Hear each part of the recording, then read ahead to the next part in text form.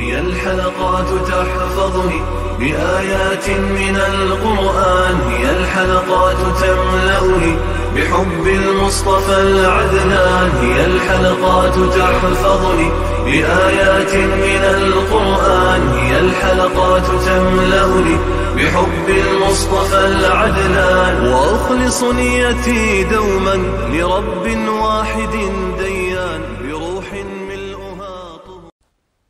Sure Tekathur tefsiri 1. ayetten başlap okuyumuz inşallah.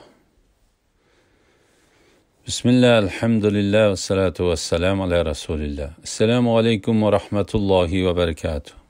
Tövende dehtanlağa İbn Kesir rahimahullah'ın Kur'an-ı Kerim tefsiri Uygurca tercümesi Tekathur suresi 1. ayetten başlap okuyumuz inşallah. Ba'de euzu billahi mineşşeytanirracim. Sure Tekathur Mekke'de nazil bo'lgan 8 ayet.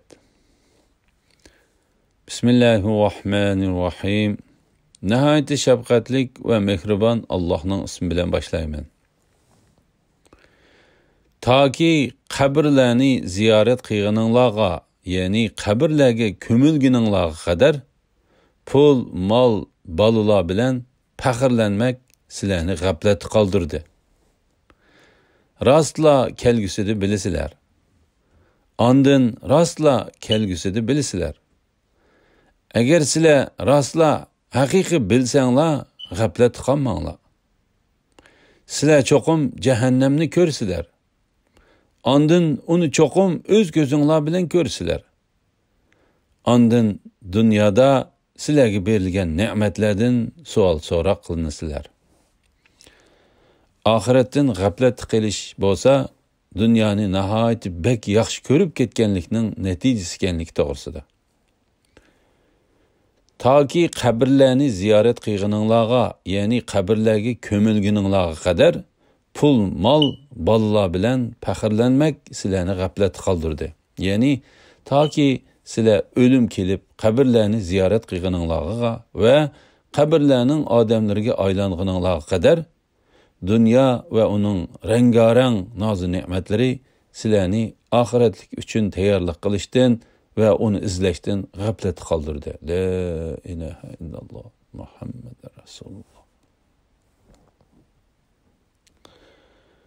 İmam Buxoriy Anas ibn Malik'ten Ubay ibn Ka'b'ning mundaq deganligini rivoyat qiladi. Biz Taki qabrlarni ziyorat qilganinglarga, ya'ni qabrlarga ko'milganinglarga qadar pul, mol, bolalar bilan faxrlanmak sizlarni g'aflat qoldirdi degan oyat tushganga qadar agar insonning bir jilg'a oltini bo'lsa degan hadisni Qur'onning oyatlaridanmikin deb qaraydik. Imom Ahmad Abdullah ibn Shuhayrning mundaq deganligini rivoyat qiladi.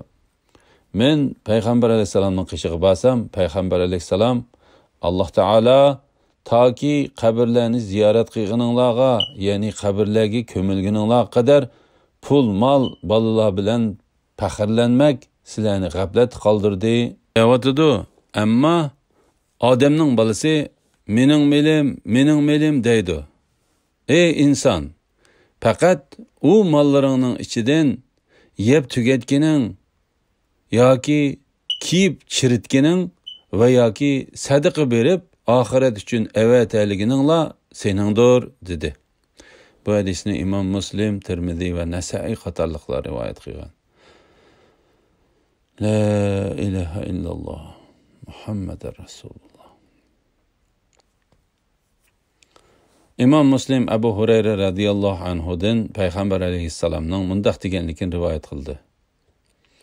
Odamning bolasi mening melim deydi. U mollaringning ichidan faqat yeb tugatgini yoki kiyib chiritgini va yoki sadaqa berib oxirat uchun avataligini uningdir. Qolganlari boshqalarning ilkiga o'tib ketgan ve başqalarga qoldirilgan bo'ladi dedi. İmam Buxoriy Anas ibn Malik'ten Payg'ambar alayhissalomning mundaq deganligini rivoyat qiladi. O'lgan kishiga uning balavoqilari, pul mollari ve amel ibodatlaridan iborat 3 narsa toki uning qabrisigacha ergishib bordi. Bu 3 narsadan uning bola chaqalari va pul mollaridan iborat 2 narsa qaytib keldi. Va uning amal ibodatlarila uning bilan qilib qoldi. Bu hadisni İmam Muslim, Tirmizi va Nasai qatorliq imomlarmi shunday rivoyat qildi. İmam Ahmad Anas radhiyallohu anhudan payg'ambar alayhissalomning mundaq deganligini rivoyat qildi. İnson qirib ketsimi, yana uning bilan billa herismanlik va uni qiysam, buni qiysam degan orzulardan iborat 2 narsa qilib qoldi. Bu hadisni İmam Buxoriy va Muslim rivoyat qildi. Davzaxni ko'rish va insonga uningga berilgan ne'matlardan so'rildiganligi bilan qilingan tahdid to'g'risida. Rastla kelgusini bilisizlar. Ondan rastla kelgusini bilisizlar. Hasan Basri Allah Teala'nın bu ayeti qayt qilingan bir tahdiddir dedi.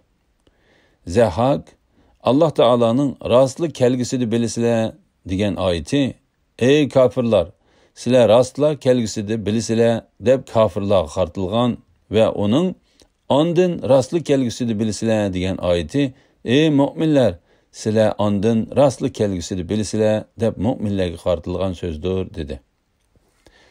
Eğer sizler rastla haqiqiy bilsanglar, g'aflat qolmanglar. Ya'ni mubada sizler haqiqiy bilsanglar, toki sizler ölüp qabrlarga ko'milganga qadar pul, mol, bolalar bilan faxrlanish sizlarni oxirat uchun ishlashdan g'aflat qoldirmaydi.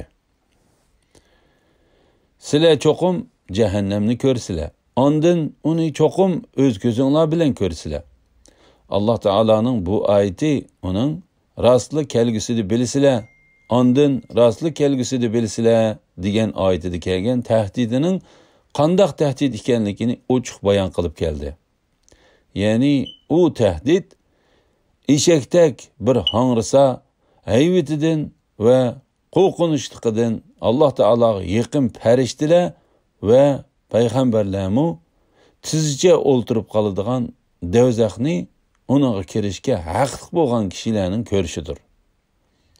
Davzax shundoq hangrab qo'rqinchli ovoz chiqarganda Alloh taologa yaqin farishtalarningmi va payg'ambarlarningmi tizcha o'ltirib qoldiganligi haqida ko'plagan hadis asarlar rivoyat qilindi.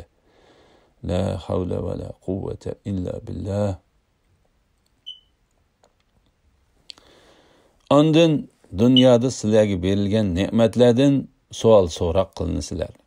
Ya'ni sizlar qiyomat kunida Alloh taolo dunyoda sizlarga bergan salomatlik, xotirjamlik, rizqlardek Alloh taolaning ne'matlarining shukronasi va u ne'matlarni berganligi uchun Alloh taologa ibodat qilgan yoki qilmaganliginglar haqida savol so'roq qilinsizlar.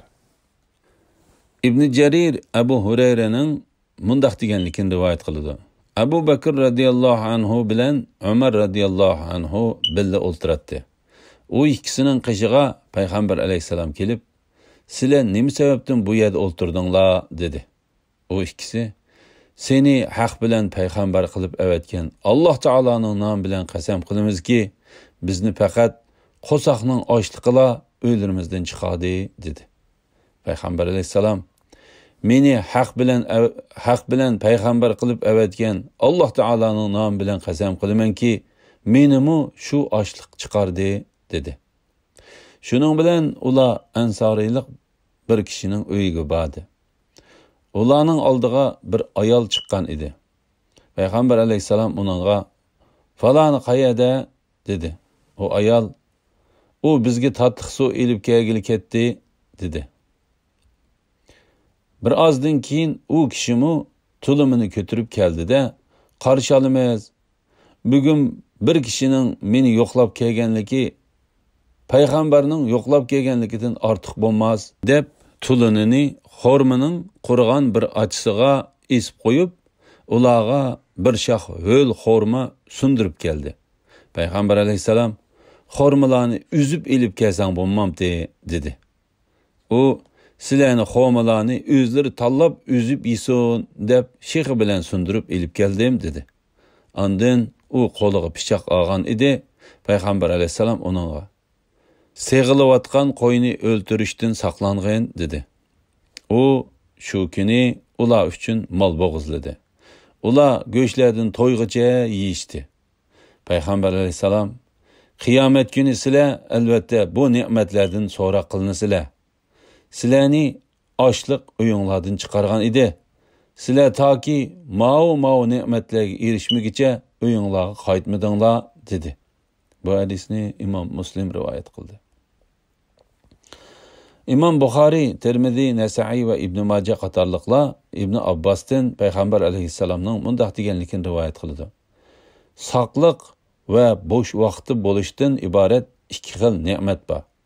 Ko'p sondagi kishilar bu ikki ne'matdan to'liq foydalanmaydi. Ya'ni nurg'unlagan kishilar shu ikki xil ne'matning shukronasini ado qilishda bexodlik qilib, u ne'matning berilganiga qarata o'tashga tegishlik majburiyatlarini o'tamaydi. La ilaha illalloh Muhammadur Rasululloh. İmam Ahmad Abu Hurayradan Payg'ambar alayhissalomning mundaq deganligini rivoyat qildi. Alloh taolo Affonning rivoyatida qiyomat kuni: "Ey inson, minishing uchun ot va to'gini yaratib bermadimmi? Ayollarni sening jubtin qilib bermadimmi? Seni boshqa narsalarga boshliq va qadringni ustun qilmadimmi? Bularning shukronasi qani?" deydi. Alhamdulillah. Alloh taolo shukrlar bo'lsin. Shuning bilan sura Takasurning tafsiri tugadi. Kelar qitimda sura Asr tafsiri 1-oyatidan boshlab o'qiymiz inshaalloh. Va sallallohu ala Muhammad va ala alihi va sahbihi va sallam. Assalomu alaykum va rahmatullohi va barakatuh.